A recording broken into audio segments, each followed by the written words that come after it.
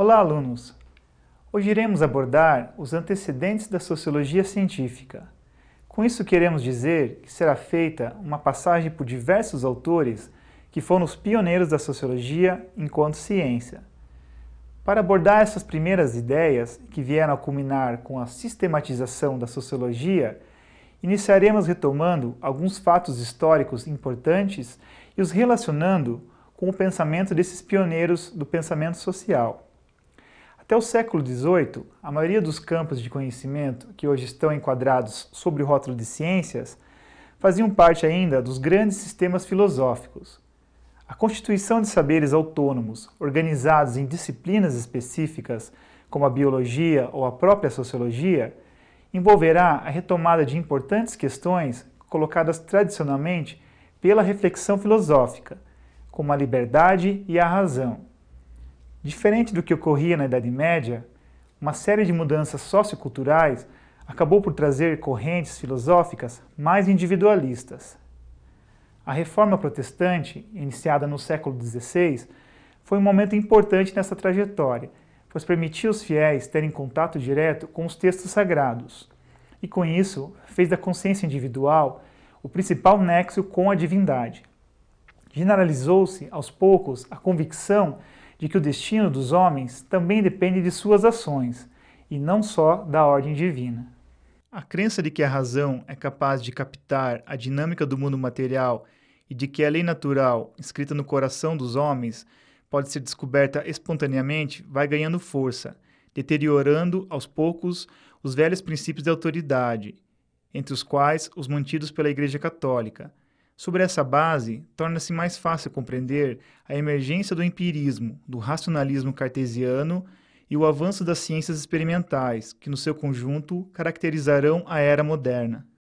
O empirismo foi uma teoria do conhecimento que afirmava que o conhecimento vem apenas, ou principalmente, a partir da experiência sensorial. Teve como um dos seus fundadores Francis Bacon. O seu método é o indutivo, parte da experiência, do particular, para a lei geral. Já o racionalismo, que teve Descartes como um dos principais defensores, era dedutivo, parte das ideias para a realidade. Começa com um conceito geral e abstrato, do qual se irá tirar conclusões lógicas sobre a realidade.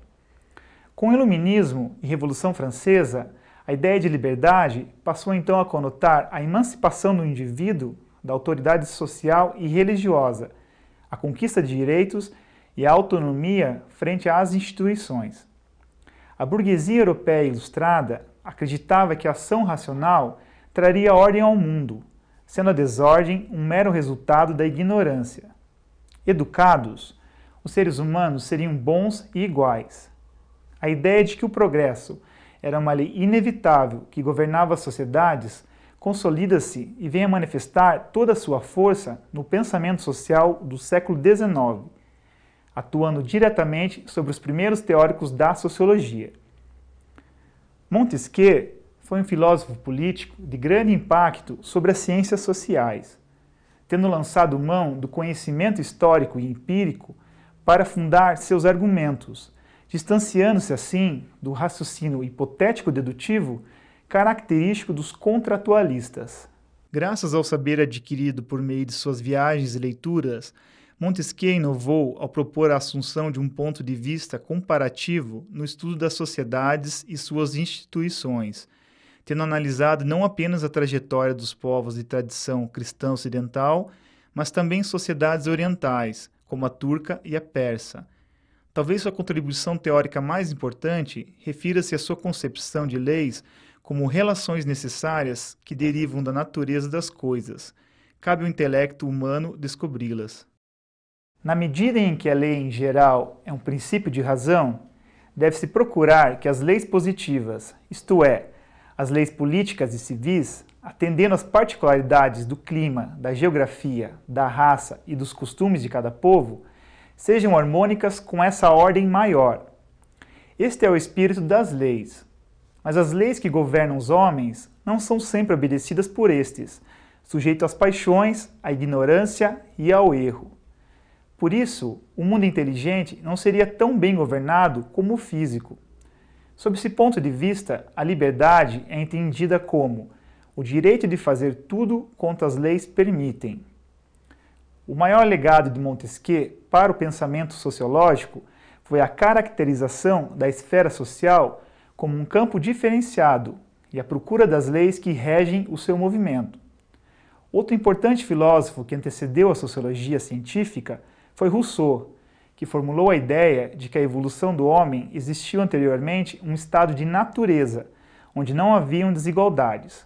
Com o pacto social, surgiu o poder da lei, legitimando a desigualdade, a injusta distribuição da propriedade e da riqueza, e também a submissão, a violência, os roubos, a usurpação e todo tipo de abusos. No estado primitivo, o homem é, segundo Rousseau, um ser livre, cujo coração está em paz e o corpo com saúde. Com a formação da sociedade e das leis e o surgimento de governantes, os seres humanos perdem a liberdade e os direitos naturais. Eles passam a fazer parte de um rebanho chamado sociedade, onde reina uma uniformidade desprezível e enganosa. A vida civil e a dependência mútuas criam entre eles laços de servidão. A partir do momento que se diversificam as necessidades humanas, surgem os conflitos de interesse. Os homens, relacionando-se entre si, criam laços de dependência mútua. Quando torna-se rico, necessita dos serviços dos mais pobres. E quando pobre, necessita da ajuda dos ricos para sobreviver. A propriedade privada leva a disputas, a submissão e a miséria. O homem passa a explorar um ao outro. A maior contribuição de Rousseau para a sociologia foi conceber o Estado civil como um resultado de um processo histórico, trazendo uma visão evolucionista e crítica do processo civilizatório. Ao mesmo tempo em que os iluministas difundiam a confiança na modernidade, no progresso através da ciência, uma corrente contrária e conservadora queria a volta da tradição. Esses autores, que ficaram conhecidos como profetas do passado, dirigiam suas críticas especialmente no que diz respeito à preeminência da sociedade sobre o indivíduo e na crítica às mazelas da sociedade moderna.